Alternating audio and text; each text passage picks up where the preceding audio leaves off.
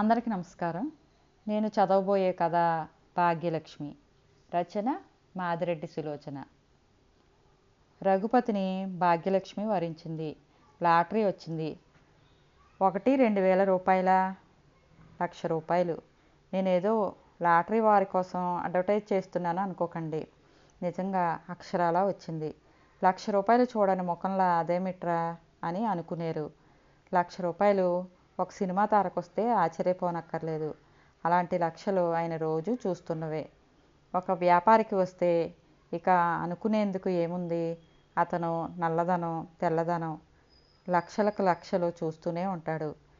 Doctor, engineer చదివిన కుర్రాళ్ళు లక్షలు చూడకపోయినా మామగారి నోటి నిండుగా వింటారు. ఇక్కడ లాటరీ వచ్చింది ఆశ ఆశయము లేని బడిపంతులకు. రఘుపతి లక్షను గూర్చి ఎప్పుడూ ఊహించి కూడా ఉండడు. అంతదాకా ఎందుకు? ₹100 కూడా సరిగా చూడలేదంటే అతిశయోక్తి కాదు. జీతం వచ్చినాడు మాత్రం కొన్ని ₹100 2-3 గంటలు జేబులో ఉంటాయి. ఇంటికి వెళ్ళగానే తను బస్సు ఛార్జీలకు ఓ ₹20 ఉంచుకొని భార్యకి ఇచ్చేస్తాడు. ఆమె దగ్గరైనా ఉంటుందా? తెల్లవారేసరికి ఖర్చయిపోతుంది. అంటే ఇంటెద్దే, పాలవాడికి, కిరాణా కొట్టువాడికి అన్నీ పోగా మిగిలినవి ఒక సినిమా, కూరగాయలకు ఉపయోగిస్తారు. నెలంతా కటకటగానే ఉంటుంది. అలాంటి రఘుపతికి ₹1,00,000 వచ్చాయి. అతను ఎగిరి గంతు వేయలేదు. డబ్బంతా బాక్సులో తీసుకుపోయి భార్య ముందుంచి, బ్యాంకు దోచానా, లూటీ చేశానా అని అడగలేదు. గోపాలం లాటరీ డ్రా ఫలితాలు చూస్తూ, నీ టిక్కెట్ ఏది అన్నప్పుడు తెల్లమొహం వేశాడు రఘుపతి. ఏ టిక్కెట్టు? అదేనోయ్, మనమిద్దరము స్పాట్ వాల్యుయేషన్కి వెళ్ళినప్పుడు కొన్నాం చూడు. అదా, ఎక్కడో పెట్టాను జ్ఞాపకం చేసుకోవడానికి ప్రయత్నిస్తూ మెల్లగా అన్నాడు. ఏం అగాయిచపు మనిషివోయ్, దేని మీద ఆసక్తి లేదు. సరే, మనలాంటి వారికి లాటరీ వస్తుందటోయ్ అన్నాడు. సాయంత్రం ఇంటికి వెళ్ళి నోట్సు తయారు చేస్తున్నప్పుడు నోట్బుక్లో ఉన్న టిక్కెట్ జారి పడింది. అది తీసి చూస్తే ₹1,00,000 బహుమతి పడిన నెంబరు తన టిక్కెట్లో ఉన్నది. విప్పారిన నేత్రాలతో మరోసారి చూశాడు. సీతా, ఓ సీతా, త్వరగా ఇట్రా. 2 నిమిషాల తర్వాత వచ్చింది అతని అర్ధాంగి సీత. ఇదిగో ఈ టిక్కెట్ నెంబరు, ఇక్కడున్న నెంబరు ఒకటే కదూ? వణుకుతున్న చేతులతో భార్యకు చూపాడు టిక్కెట్టు. ఒక్కటే. బాప్రే, ఫస్ట్ ప్రైజ్. టిక్కెట్ మనదేనా? మనదే. అతని కంఠం కంపించింది. ఏమిటి, నిజమా? సీతకు గమ్మత్తుగా ఉంది. ఏమిటమ్మా నిజం? గోపాలం వచ్చాడు. అన్నయ్య గారు, మాకండి లాటరీలో ₹1,00,000 వచ్చాయి. భర్తకు దూరం జరిగి నిల్చుంది. ఏది? నిజమేనోయ్. నీరసంగా పేపర్ పక్కన పెట్టాడు. నేను ప్రతిసారి కొంటాను. దీని దుంపతెగ ఒకసారి రాలేదు. బలవంతంగా కొనిపించాను నీ చేత. అదృష్ట దేవత చూడబోయ్. అతని వాలకం చూస్తే టిక్కెట్టు లాక్కుపోతాడేమోనన్న భయం పట్టుకుంది. అందుకే అది అందుకొని అపురూపంగా దాచుకుంది. మరి కాసేపు తన దురదృష్టానికి వగచి ఈ వార్త ప్రచారం చేయవలసిన బాధ్యత తనపై ఉందన్నట్లు వెళ్ళిపోయాడు గోపాలం. ఇది నిజమేనా అండి? నిజమే అనుకోవాలి మరి అన్నాడు. ఆట నుండి తిరిగి వచ్చారు అజయ్, విజయ్. బాబు, మన కష్టాలు తీరాయిరా. 2 కొడుకులను దగ్గరకు తీసుకుని ముద్దు పెట్టుకుంది. భార్య సంతోషం చూస్తే రఘుపతికి ఉత్సాహంగా ఉంది. కుర్చీలో నుండి లేచి భార్యకు దగ్గరగా వచ్చాడు. నేనేం పాపం చేశాను? గుసగుసగా అడిగాడు. ఉష్, పిల్లలు వింటారు మీకు రాత్రికి అన్నది. ఆమెకెంతో ఉత్సాహంగా ఉంది. ఒక చట్రంలో బిగించుకొని బ్రతికారు వారు. ఒక్కనాడైనా తమ కోరికలు తీర్చుకున్నారా? తను ఏం కొనాలో ఆలోచించసాగింది. ఏమండి, ఈ 2 గదుల్లో ఇరికి చస్తున్నాము. 25,000 పెట్టి ఓ ఇల్లు కొందామండి. నీ ముఖం, 25,000కు ఇల్లు వచ్చే కాలం పోయింది. ఓ 40 లేనిదే ఓ మాదిరి ఇల్లు రాదు. పోనివ్వండి, 1,00,000 వస్తాయి కదా, 40,000కి ఇల్లు కొందాము. డబ్బు చేతికి రాని అలాగే కొందాము. రాకేం చేస్తుంది? 4 మంచి బట్టలు కొనుక్కుందాము. ఎప్పుడు ఏరి 25కు 10కి కొన్న బట్టలే. తప్పకుండా కొనుక్కో, 1000 ఇస్తాను, సరే అన్నాడు. ఓ 10,000 మన ఖర్చులకి, 40,000 ఇల్లుకి పోగా 50,000 ఫిక్స్డ్ డిపాజిట్ చేద్దాం. పిల్లల చదువులకు వచ్చే నాటికి వెతుక్కోవాల్సిన పని ఉండదు అన్నది. 10,000 మన ఖర్చులకు అంటున్నావు, అంతలేసి ఖర్చులు ఏమున్నాయి సీత? మనము 4 మంచి బట్టలు కొనుక్కోవాలి. నాకు కాశ్మీర్ చూడాలని చాలా కుతూహలంగా ఉందండి. పిల్లలతో వెడితే 2,000 అవుతాయి. మీరు మోటార్ సైకిల్ కొనుక్కుందరు కానీ, లెక్క చెప్పింది సీత. ఇదంతా ఏమిటో అర్థం కాక బిక్కమొక్కాలు పెట్టారు పిల్లలు. ఆ రాత్రి అందంగా ఆనందంగా కలల్లో గడిచిపోయింది. అందుకే అంటారు కాబోలు, అనుభవం కంటే ఆశ తీయనిదని. మర్నాడు అభినందనలు అందుకోలేక ఉక్కిరిబిక్కిరి అయ్యాడు రఘుపతి. కంగ్రాట్స్, అదృష్టవంతుడివోయ్, హెడ్ మాస్టారు అభినందించారు. నీ ఉద్యోగం చేసిన డబ్బు మొత్తం చేర్చిపెట్టిన 1,00,000 అవుద్దా? తెలుగు టీచర్ కళ్ళు వెళ్ళబెట్టాడు. ఏదైనా వ్యాపారం పెట్టు, లెక్కల టీచర్ సలహా. వ్యాపారం కన్నా షేర్స్ కొనబోయ్, ఇంకొక అతను సలహా ఇచ్చాడు. వ్యాపారం షేర్స్ అన్నీ తరువాత, ఇప్పుడు బ్రహ్మాండమైన పార్టీ కావాలి, కొందరు తొందర చేశారు. డబ్బు రానివ్వండి, తప్పక పార్టీ ఇస్తాను అన్నాడు. అదేం కుదరదోయ్, కావాలంటే 100 రూపాయలు అప్పుగా ఇస్తాను. గోపాలం 100 రూపాయలు తీశాడు. ఇక కాదనలేక పార్టీ ఇచ్చాడు. ఇంటికి వచ్చాక సీత ముఖం ముడిచింది. ఒక్క రోజులో 100 రూపాయలు ఖర్చా? మరి ఒక్క రోజులో 1,00,000 రూపాయలు రాలేదా? కొన్ని ఖర్చులు తప్పవు సీత అన్నాడు. ఆమె ఒక నిట్టూర్పు విడిచింది. అంటువ్యాధుల బంధువులందరికీ వార్త వ్యాపించింది. ఒకరొకరే రావటం, అభినందించటం, సీత ఇచ్చిన కాఫీలు సేవించడం జరుగుతుంది. నెలకని తెచ్చుకున్న కాఫీ పొడి 4 రోజుల్లో అడుగు తేలింది. మళ్ళీ 500 గ్రాములు తీసుకువచ్చింది. వారం 10 రోజులకు కావలసిన ఫార్మాలిటీస్ పూర్తి చేసి డబ్బు తీసుకుందామని వెళ్ళాడు. పాత్రికేయులు చుట్టుముట్టారు. 3వ వంతు ట్యాక్స్ కింద తీసుకుని 66,000 చిల్లర ఇచ్చారు. చేతులు వణుకుతుండగా డ్రాఫ్ట్ అందుకున్నాడు రఘుపతి. సెలవు పెట్టి వెంటే ఉన్నాడు గోపాలం. బ్యాంకుకు వెడదాము. ఇద్దరూ వెళ్ళారు. అక్కడ డ్రాఫ్ట్తో అకౌంట్ ఓపెన్ చేయమన్నారు. నీకు బ్యాంకులో అకౌంట్ లేదా? గోపాలం ఆశ్చర్యంగా చూశాడు. నాకే కాదు, నాలాంటి సగటు జీతగాళ్ళకి చాలామందికి లేదని తెలియదు కాబోలు అనుకున్నాడు. లేదు అన్నాడు ఇబ్బందిగా. కొన్నిసార్లు కొన్ని పరిస్థితులు ఒంటరిగా ఎదుర్కోవడం మంచిది. అతనికి చికాకు కలిగింది. ఓ 10 రూపాయలతో అకౌంట్ ఓపెన్ చేసి డ్రాఫ్ట్ డిపాజిట్ చేసి వచ్చాడు. తన ఊహలు, సంతోషం భార్యాబిడ్డలతో పంచుకోవడానికి వీల్లేదు. ఎవరో ఒకరు రావటంతో రఘుకు అలాంటి పరిస్థితి అలవాటు లేదు. ఆ డబ్బుతో ఏం చేస్తారు? ప్రతి ఒక్కరూ అదే ప్రశ్న. ఏడుపు వచ్చింది సీతకు. తియ్యని ఊహలు, ఏకాంతంలో భర్తతో చర్చించాలని ఉంది. అర్ధరాత్రి వరకు హడావడే. మర్నాడు సెలవు పెట్టి ముఖ్యమైన స్నేహితులందరినీ మంచి హోటల్కి, సినిమాకి తీసుకువెళ్ళాడు. పిల్లలు ఎప్పుడు మిఠాయి కావాలన్నా 2 అణాల జిలేబీ తప్ప కొనిపెట్టలేదు. 1 కేజీ పుల్లారెడ్డి స్వీట్స్ ప్యాక్ చేయించాడు. ఇంటికి వెడదామంటే ఒక పట్టాన వదిలిపెట్టరు స్నేహితులు, బంధువులు, తెలిసినవారు. ఏదైనా ఇండస్ట్రీ పెట్టబోయ్. ప్రతివాడు ఇండస్ట్రీ పెడదామనుకునేవాడే. లేబర్ ప్రాబ్లమ్స్, గోల ఎందుకోయ్, హాయిగా ఓ సినిమా తీయి. నీ చేతిలో ఉన్నది నువ్వు పెట్టు, మిగతాది డిస్ట్రిబ్యూటర్ పెడతాడు, మరొక అతను సలహా ఇచ్చాడు. అతనికి వేషం వెయ్యాలని చాలా కోరికగా ఉంది. మహా వాళ్లే నెత్తిన గుడ్డేసుకుని పోతున్నారు. సినిమా అంటే జూదమోయ్. కొన్నిసార్లు అన్ని హంగులు ఉన్న చిత్రం వారం రోజులు ఆడటం లేదు. కుక్కల్ని, పిల్లుల్ని పెట్టి తీసిన చిత్రాలు 100 రోజులు పోతున్నాయి. అయినా నీ డబ్బు ఏ మూలకో.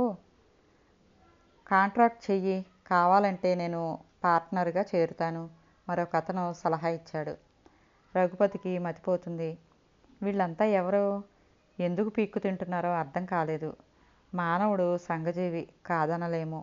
కానీ వీరు డబ్బున్న వారినే ఆశ్రయిస్తారా? సలహాలు ఇస్తారా? వారం తిరగకుండానే 1,000 రూపాయలు హరీమన్నాయి. పార్టీలకి, సినిమాలకి. భార్యాభర్తలు మాట్లాడుకోవడానికి కూడా సమయం దొరకటం లేదు. పిల్లలను పిలిచి ముద్దు పెట్టుకోవడానికి సమయం లేదు. ఎందుకొచ్చింది డబ్బు అనిపించసాగింది. అతను బయట నుంచి వచ్చేసరికి సీత గాఢ నిద్రలో ఉంది. బలవంతంగా తలుపులు తీయించవలసి వచ్చింది. ఆహా, బంగారం లాంటి నిద్ర పాడు చేశారు అన్నది ఆవలిస్తూ. సారీ సీత, రఘుపతి జవాబు చెప్పాడు. ఆమె నిద్రమత్తు పటాపంచలైంది. మీరు మీరు త్రాగారా? ఆమె కోపంతో వణికిపోతుంది. సీత, నన్ను క్షమించు. వాళ్ళు నా మగతనాన్నే ఛాలెంజ్ చేశారు. చేస్తే త్రాగారు. రేపు ఓ అమ్మాయిని ముందు నిలబెట్టి ఛాలెంజ్ చేస్తారు. అప్పుడు అంతే కదా. సారీ అన్నాను కదా సీత, అందుకే ఆలస్యంగా వచ్చాను. ఇక పార్టీ పండుగలు ఉండవు. నిజం. ఆమె చెయ్యి నొక్కాడు. సీత రుసరుసలాడుతూనే పడక చేరింది. ప్లీజ్ సీత, రేపు ఉదయమే ఎటన్నా వెళ్ళిపోదాం. ఎటుపోతాం? ఏట్లోకి? ఏట్లోకి కాదు డియర్, యాదగిరి గుట్టకు వెడదాం. నీకు తిరగటం అంటే ఇష్టం కదా. ఆమెను బ్రతిమాలి కోపం పోగొట్టాడు. ఉదయమే లేచి స్నానాలు చేసుకుని మొదటి బస్సుకు వెళ్ళటానికి నిర్ణయించుకున్నారు. ఉదయం లేచి రఘుపతి స్నానం చేశాడు. సీత పిల్లలను లేపి స్నానాలు చేయిస్తుంది. తలుపు బాదిన చప్పుడైంది. పాలవాడేమో ఇంత త్వరగా వచ్చాడా అనుకుని తలుపులు తీశాడు. గోపాలం నిలబడి ఉన్నాడు. నువ్వా? ఆశ్చర్యపోతూ అడిగాడు. గోపాలం ఇంట్లోకి వచ్చాడు. ఏమిటి ఇంత త్వరగా వచ్చావు? మరిప్పుడు నువ్వు మామూలు మనిషివా? లక్షాధికారివి. తెల్లవారితే బోలెడు మంది ఆశ్రిత జనులు. ఏదైనా మాట్లాడాలంటే ఎవరూ రాకముందే దర్శనం చేసుకోవాలి. చ, నీతో అలా మాట్లాడతానా గోపాలం? ఏమో మరి. సీతమ్మ, మీ ఆయనకు లాటరీ అంటే నమ్మకమే లేదు. నేను బలవంతంగా కొనిపించాను అన్నాడు. నీకు లక్ష రావటం నా వల్లే కదూ అన్నట్లుంది ధోరణి. ఇంతకీ ఇంత ఉదయమే వచ్చిన సంగతి చెప్పలేదు. ఏం లేదు, మా బావమరిదికి కొత్త స్కూటర్ వచ్చింది. పాతది అమ్మాలనుకుంటున్నాము. అలాగా అన్నాడు. అవును, బయట కొంటే 4-5కు తక్కువ రాదు. వాడిని బాగా తిట్టాలే, మీ అక్కకు కానుగ్గా ఇవ్వచ్చు కదా అని. అప్పుడు 3కు దిగాడు. ఇంకేం కొనేయ్. నిజంగానా? నిజమా రఘుపతి? లాభం వస్తున్నప్పుడు ఆలోచించకూడదు. కొనేయ్ అన్నాడు. థ్యాంక్ యూ వచ్చినంత వేగంగా వెళ్ళిపోయాడు గోపాలం. నాకు థ్యాంక్స్ చెప్తాడేం సీత? ఆశ్చర్యంగా అడిగాడు. బహుశా స్కూటర్ డబ్బు మిమ్మల్ని అడుగుతాడేమో సీత అన్నది. కొన్ని విషయాల్లో ఎంత సిల్లీగా ఆలోచిస్తారో స్త్రీలు, మరికొన్ని విషయాల్లో అంత నిశితంగా ఆలోచిస్తారేమో. యాదగిరి గుట్ట నుంచి తిరిగి వచ్చిన మర్నాడే అర్థమయ్యింది సీత ఊహ నిజమేనని. గోపాలం స్కూటర్ ఎక్కి బావమరిదితో వచ్చాడు. రఘుపతిని పూర్తిగా ఆకాశానికి ఎత్తాడు. తమ స్నేహం డామన్ పిరియన్ కన్నా గొప్పదని చెప్పుకున్నాడు. సీత కాఫీలు ఇచ్చింది. రఘుపతి, చెక్ ఇస్తావా, రేపు క్యాష్ ఇస్తావా? గోపాలం అడిగాడు. ఎంత? రఘుపతి మాట బయటికి రాలేదు. 300 అడ్వాన్స్ నేను ఇచ్చానులే, 2700 చాలు. రఘుపతి ఇరకాటంలో పడ్డాడు. లేదనటానికి వీల్లేదు, కాదనటానికి నోరు రాదు. ప్రాణాలు బిగపట్టుకుని చెక్కు మీద సంతకం పెట్టాడు. అతను అభినందించి కృతజ్ఞతలు చెప్పి వెళ్ళిపోయాడు. చెక్కు బుక్ మీద సంతకాలు పెట్టి బజార్లో పారవేయండి, కావలసిన వారు తీసుకుంటారు. రుసరుసలాడింది సీత. నేనేం చెయ్యాలో చెప్పు సీత. మనకు కొనేవి తినేవి లేవా? సీత కోపం సబబు అయింది అనుకున్నాడేమో మాట్లాడలేదు. మర్నాడు వెళ్ళి 4 చీరలు కొనుక్కుంటాననుకున్న సీతకు మనసు ఒప్పలేదు. ఇంటికి కావలసినవి ఎన్నో ఉన్నాయి. పిల్లలకు, భర్తకు బట్టలు తీసుకుంది. దుప్పట్లు, బ్లాంకెట్లు కొనేసరికి 1000 రూపాయలు ఖర్చు అయిపోయాయి. ఇంటికి వచ్చేసరికి సీత తల్లి కామాక్షమ్మ ఇంట్లో ఉంది. ఆమెకు సీత అంటే పెద్దగా ఆప్యాయత లేదు. రెండో కూతుర్ని రెండో సంబంధానికి ఇచ్చి చేశారు. ఆమె లక్షాధికారి భార్య. ఎప్పుడూ ఆమె కబుర్లే, ఆమె గొప్పలే చెప్పేది. తన ఇంటికి పెద్ద బాబును కడుపుతో ఉన్నప్పుడు లాంఛనప్రాయంగా తెచ్చింది సూడిదలు. అంతే. తను మాత్రం పిల్లల కోసం వాళ్ళు పిలిచినా మానినా సంవత్సరానికోసారి వెళ్ళి వారం రోజులు ఉండి వచ్చేది. అంతా బాగున్నారా అమ్మా? అంతా బాగున్నారు. నువ్వేమిటి అలా చిక్కిపోయావు? ఆప్యాయంగా అడిగింది. ఆ ఆప్యాయత వెగటుగా తోచింది. నేను లావుగా ఎప్పుడున్నాను? అదేమన్నమాట. పెళ్ళికి పూర్వము నిండుగా లేవు. పిల్లలో చాకిరీ. ఈసారి ఓ 2 నెలలు నిండనదే ఊరుకోను అన్నది. సీత మాట మార్చి ఊరి వారందరి క్షేమ సమాచారాలు అడిగింది. 2 రోజులు గడిచాయి. ఆ రోజు సాయంత్రం రఘుపతి త్వరగా వచ్చాడు. సీత హడావుడిగా పకోడీలు చేసింది. అందరూ కూర్చుని సరదాగా తిన్నారు. ఒక్క మాట ఉందే అమ్మాయి? కామాక్షమ్మ ఎంతో ఇదిగా అడిగింది. సీత ఏమిటన్నట్టు చూసింది. చెల్లి అందరికంటే చిన్నది. మంచి సంబంధం వచ్చింది. మీ నాన్నగారు 5,000తో ఓ గుమస్తాను కుదిర్చారు. నేను అడ్డుపడ్డాను. పోలీస్ ఇన్స్పెక్టర్ అంట. 10,000లో ఉన్నారు. దాని చెల్లెలంటే దానికి ఇష్టం లేదా అంటూ వచ్చానే అమ్మా. ఏం చేస్తావో అన్నది. మా సీతమ్మ బ్రతుకంటే అదేమో మా విమలని ఏం అడుగుతారు? పెట్టి పుట్టింది.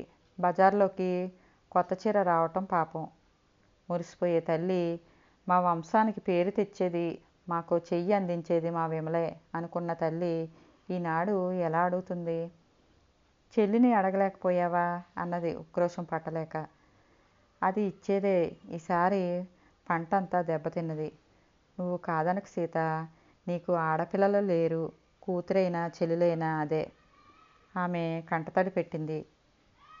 విద్యాహీనురాలైన తల్లి ధనం మూలం మిదం జగత్ అనుకుంది.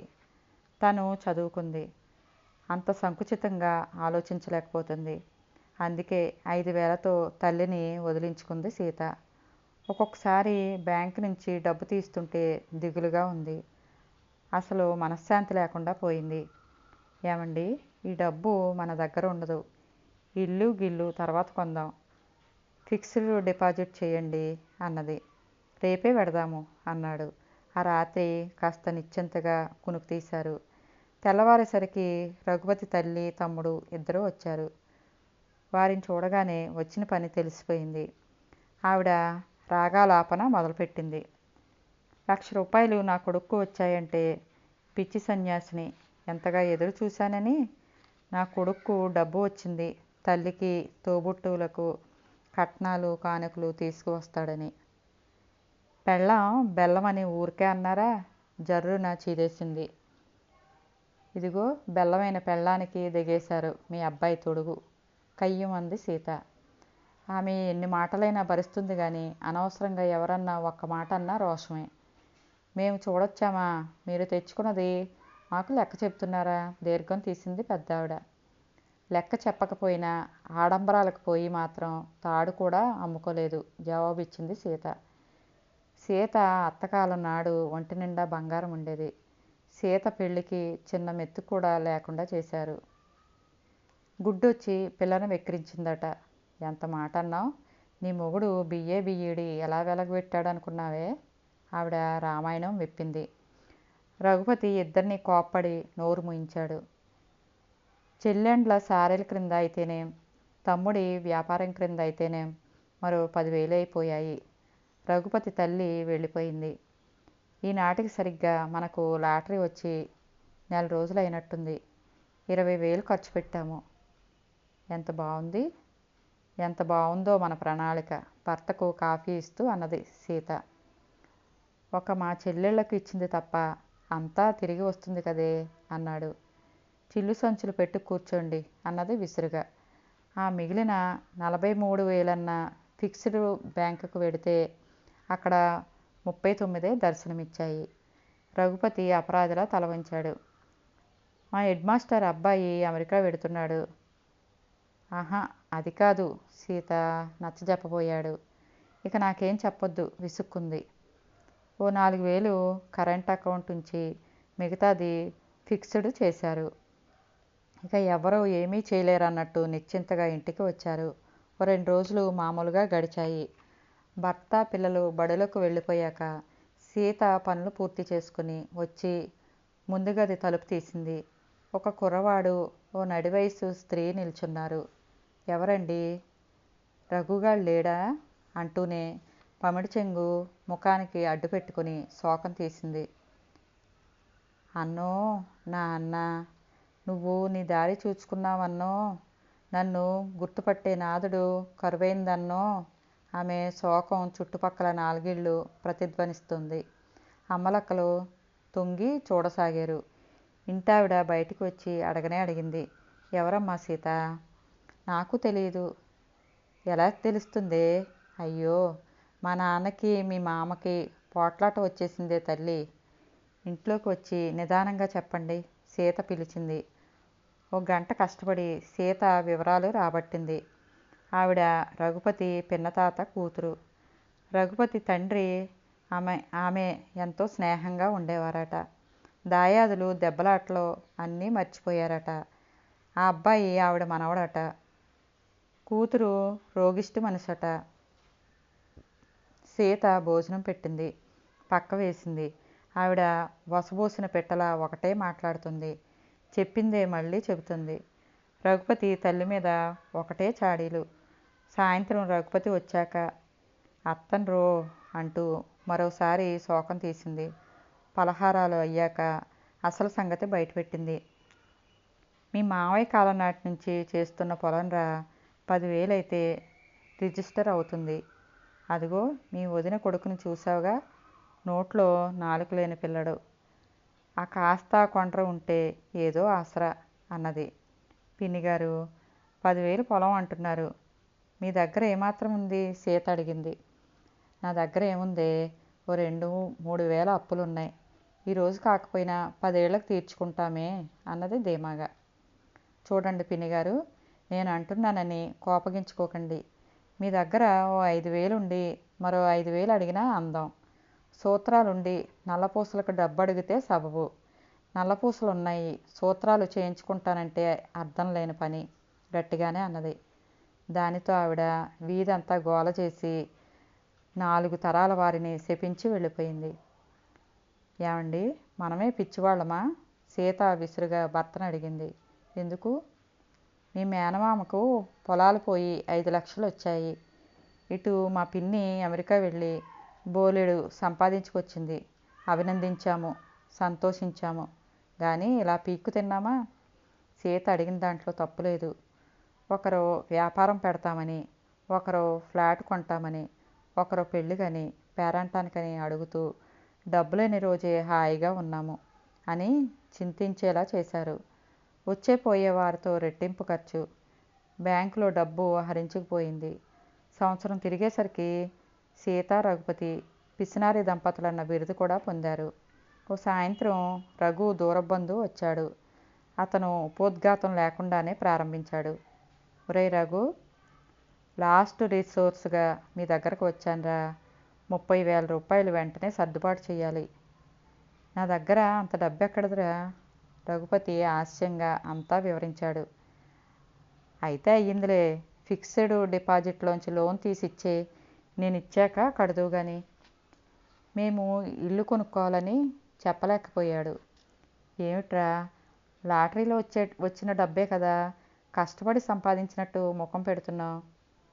రఘుపతి మెతకతనం, అతని గడుసుతనం చూస్తే సీతకు మండిపోయింది. బావుందండి, చాలామంది కష్టపడకుండానే డబ్బు వస్తుంది.